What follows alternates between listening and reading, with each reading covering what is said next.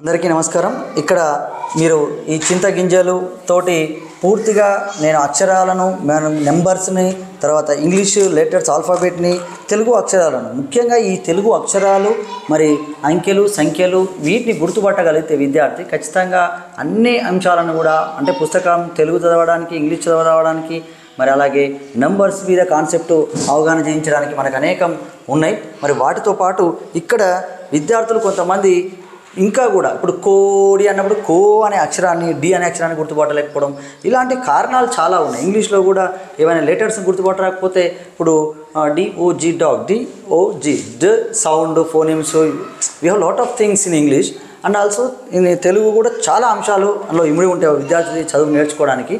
కానీ ప్రాథమికంగా విద్యార్థులకు అక్షరాల గుర్తింపు మరియు నెంబర్స్ సంఖ్యల గుర్తింపు అనేది చాలా చాలా ఇంపార్టెంట్.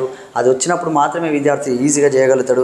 అందుకే చూడండి ఇప్పుడు ఒక బ్రీఫ్గా మీకు చెప్పబోతున్నాను. ఇవి చూడండి నేను పూర్తిగా తర్వాత ఆటల రూపంలో చెప్తాను. ఇక్కడ ఇప్పుడు 1వ తరగతి ఇప్పుడు అక్షరాలు ఉన్నాయి అనుకోండి. ఇక్కడ చూడండి ఇవన్నీ కూడా ఈ తెలుగు అక్షరాలు. ఈ తెలుగు అక్షరాలను మనం విద్యార్థులకు ఇవన్నీ కూడా తెలుగు అక్షరాలు. ఇందులోకి వెళ్ళి అక్షరాలను గుర్తించేయడం వాటిని రాయమనటము వాటిని తర్వాత ఇట్లా మూసి ఉన్నది ఒక ఆటలాగా 4 తీసుకొని ఇట్లా వేసి ఆడొచ్చు.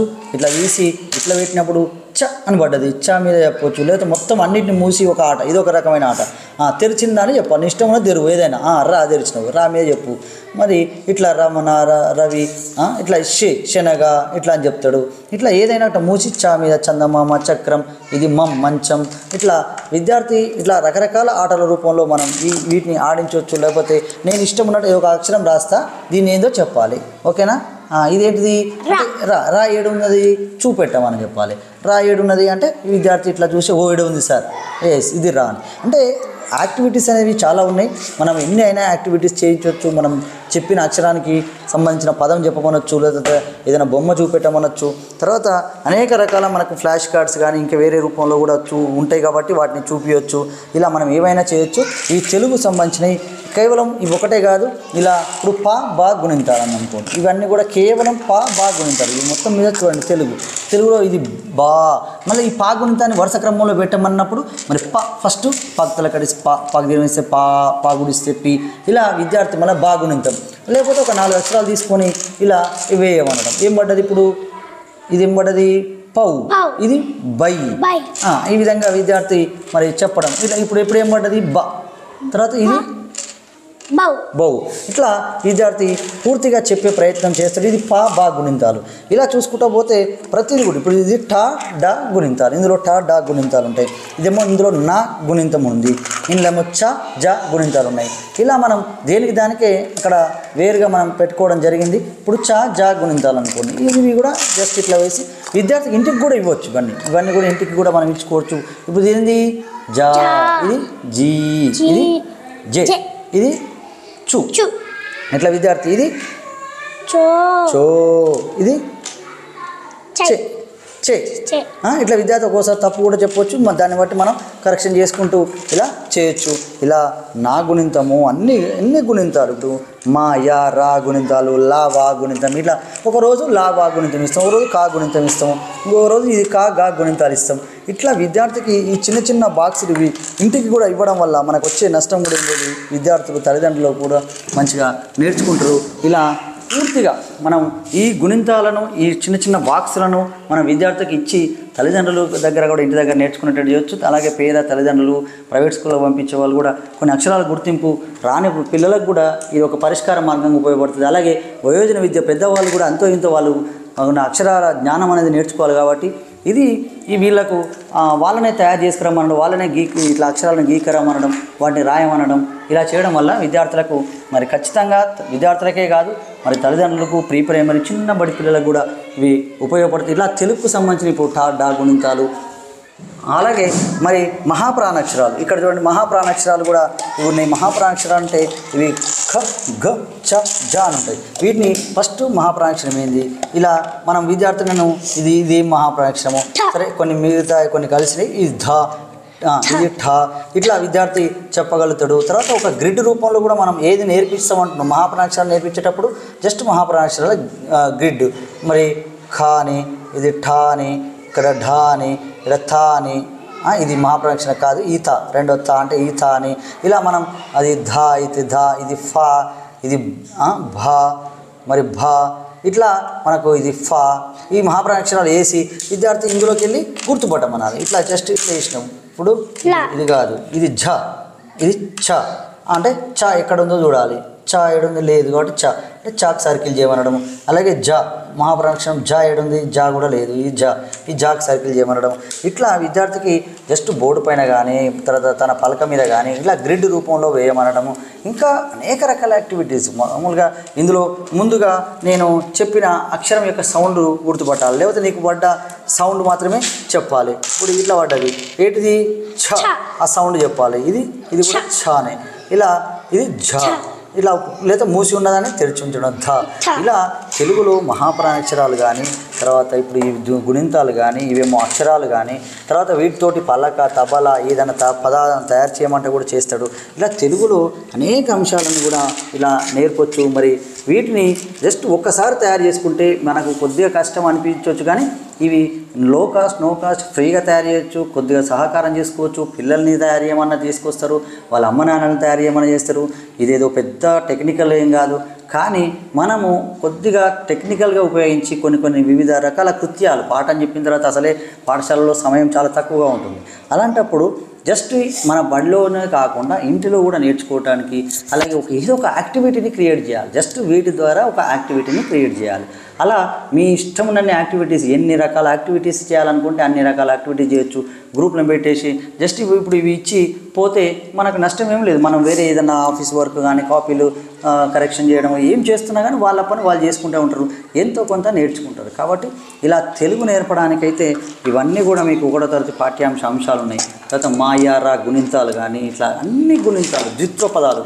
ఇంకా కూడా మనం చూసినట్టయితే ద్విత్వాలు అంటే ఏంది, అసలు వర్ణమాల అంటే ఏంది, సరళ పదాలు అంటే ఏంది, ద్విత్వాలు అంటే ఏంది, అసలు ఈ వేరియేషన్ కూడా ఒకవేళ అన్ని కలిపి చేసి అనుకోండి. ఇప్పుడు ఈ ద్విత్వాలు అవునా, ఇదేంటిది మాకు మా ఒత్తు, ఇది తాకు కావొత్తు అంటే సంయుక్త పదమా ద్విత్వమా, ఇది సంయుక్తము. ఇట్లా విద్యార్థి మరి ఏది సంయుక్తం, ఇళ్ళకి ద్విత్వాలు సంయుక్తాలు వేరు చేయమనడం. ఇలా వేరు చేసిన తర్వాత ఇప్పుడు తా ఒత్తు ఇది ద్విత్వం అని గుర్తు వేరు పట్టిండు, ఇది వా ఒత్తు. మామూలుగా ఇట్లా విద్యార్థి ద్విత్వాలన్నీ సపరేట్ చేస్తాడు, సంయుక్తాలు సపరేట్ చేస్తాడు. ఇట్లా వేరు చేయడం అనేది కూడా పెద్ద ప్రక్రియ. ఒకవేళ గుణింతాలు సంయుక్తాలు ద్విత్వాలు అన్నీ కలిపినాం, ఇవన్నీ కలిపినప్పుడు ఇళ్ళకెళ్ళి ద్విత్వాలు ఏంది సంయుక్తాలు ఏంది అని వేరు చేయమన్నప్పుడు కూడా మళ్ళీ కలిపి వాటిని వేరు చేయమనడం. ఇట్లా విద్యార్థికి కాన్సెప్ట్ ఆ విధంగా ఉన్న అన్ని అక్షరాల నుంచి ఈ అక్షరాలతోటి మామూలుగా వాటిని ద్విత్వాలేంది సంయుక్తాలేంది సరళ పదం ఏంది ఇళ్ళకి సరళ అక్షరాలను కూడా వేరు చేయడం, అన్నింటినీ కూడా ఇలా వేరు చేయడం ద్వారా విద్యార్థికి ఒక కాన్సెప్ట్ అవగాహన ఉంటుంది. మన వర్క్ బుక్లో తెలుగు వర్క్ బుక్లో 1st 2nd 3rd 4th 5th work బుక్లో కూడా మరి వర్ణమాలలోని అంటే అక్షరాలను గుర్తుపట్టండి, లేకపోతే ఈ పదంలోని ద్విత్వాలకు 0 చుట్టండి, సంయుక్తాలను మరి సర్కిల్ చేయండి అని ఇట్లా పూర్తిగా అనేక యాక్టివిటీస్ ఉన్నాయి. మరి ఇలాంటి యాక్టివిటీస్ అన్నీ కూడా మరి పూర్తి చేయడానికి ఈ చింతగింజలతోటి మనం తయారు చేసుకున్న నెంబర్ ఆఫ్ ఈ లెటర్స్ అనేవి చాలా ఉపయోగపడతాయి. అలాగే అక్క తయారు చేయమన్నాం, ఇక్కడ ఇందులోకి వెళ్ళి ఒక ఆ తీసుకోవాలి, ఇందులోకి వెళ్ళి తర్వాత ఇలా కావొత్తు అనేది తీయాలి.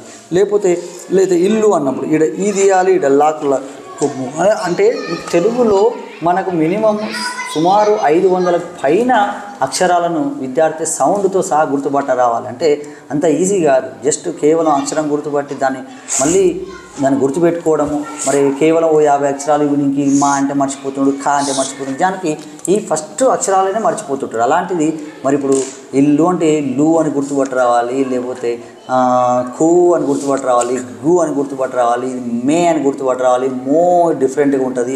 మరి ఇన్ని సౌండ్లను విద్యార్థి గుర్తుపెట్టుకోవాలన్నప్పుడు ఖచ్చితంగా ఒక యాక్టివిటీ రూపంలో తర్వాత ఏదో ఒక ప్రయోగం అయితే చేయాలి. ఎక్కువసేపు విద్యార్థి దాని మీద మనం ఆడుకునేటట్టు ఎక్కువసేపు దాని మీద దృష్టి పెట్టేటట్టు చేయాలి. దానికి కేవలం వివి మాత్రమే ట్రై అండ్ ఎర్రర్ మెథడ్లో ఒకసారి వేయడం, మళ్ళీ ఒకసారి ఇట్లా ఒకసారి తప్పు చెప్తాడు, మళ్ళీ ఇంకోసారి కరెక్ట్ చెప్తాడు. ఇట్లా మనము పదే ఎన్నో చేయడం ద్వారా ఈ తెలుగు పూర్తిగా మనం నేర్పొచ్చు. తర్వాత మనకి ఇది ఒక ట్యాబ్లెట్స్ లాగా విద్యార్థులకు ఇంటికి ఇస్తే వాళ్ళే కొద్దిగా తల్లిదండ్రులను అక్షరాలు గుర్తుపట్టే తల్లిదండ్రులు ఉంటారు కాబట్టి కొద్దిగా నేర్పించగలుగుతారు. ఆ తల్లిదండ్రులకు కూడా ఒక కాన్ఫిడెంట్ వస్తుంది, అవును మేము కూడా పిల్లలకు ఎన్నిసార్లు చెప్పినా రావట్లేదు కాబట్టి ఒకవేళ సరే ఇంకా ఏదో ఒక ప్రయత్నం అయితే చేద్దామనేది వాళ్ళకు కూడా ఉంటుంది. టీచర్ల మీద కూడా ఒక మంచి అభిప్రాయం ఏర్పడుతుంది. సరే వాళ్ళు కష్టపడుతున్నారు బళ్ళు, నేను కూడా ఇంటి దగ్గర మీరు కూడా ట్రై చేయండి ఈ అక్షరాలను అంటే వాళ్ళు కూడా ట్రై చేస్తారు. కాబట్టి వాళ్ళకు ఒకరో ఇద్దరు పిల్లలే ఉంటారు కాబట్టి వాళ్ళు ట్రై చేయడం ద్వారా ఖచ్చితంగా కొంత నేర్చుకోవడానికి అవకాశం ఉంటుంది. ఇది ఒక మంచి పరిష్కార మార్గంగా విద్యార్థులు చదవడానికి మరియు రాయడానికి కూడా మనం పడ్డ అక్షరాన్ని రావాలి. ఒకరు వేస్తుంటారు, వాళ్ళు మిగతా వాళ్ళు చెప్పాలి, ఒక పదం చెప్పాలి, ఇంకొకరు వాక్యం చెప్పాలి ఆ పదం ద్వారా.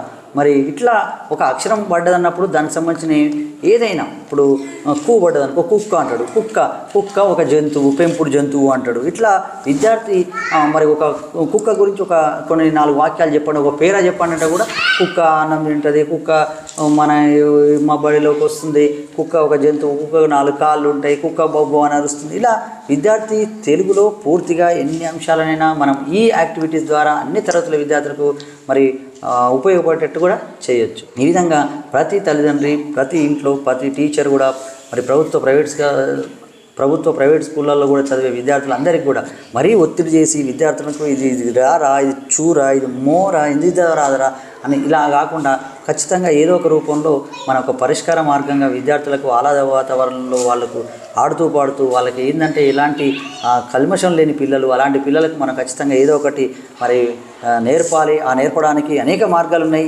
ఇది ఒకటే మార్గం అని కాదు, ఇంకా ఆల్రెడీ ఇప్పటికే కలర్ఫుల్గా రకరకాల టీఎల్ఎం, ఫ్లాష్ కార్డ్స్ నా దగ్గర కూడా అలాంటివి ఉన్నాయి, చాలా వాడచ్చు. వాటితో పాటు ఇవి కూడా వాడవచ్చు. ఇప్పుడు ఇక్కడ మరి చా పడ్డానుకో, చా యొక్క చక్రం అనే ఒక వేరే ఫ్లాష్ కార్డ్ ఉంటుంది, ఆ చక్రం చూపెట్టండి అని ఇట్లా మనం విద్యార్థులను అడగవచ్చు. ఆ విధంగా పూర్తిగా మనం వీటి ద్వారా మనం తెలుగును నేర్పగలుగుతాం అనే నమ్మకం అయితే నాకు ఉంది. ఖచ్చితంగా మీరు ప్రయత్నం చేయండి. నేను ఆల్రెడీ మా పిల్లల్లో నిరంతరం అవి ఇంటికి కూడా పంపిస్తూ నేర్పిస్తున్నాను.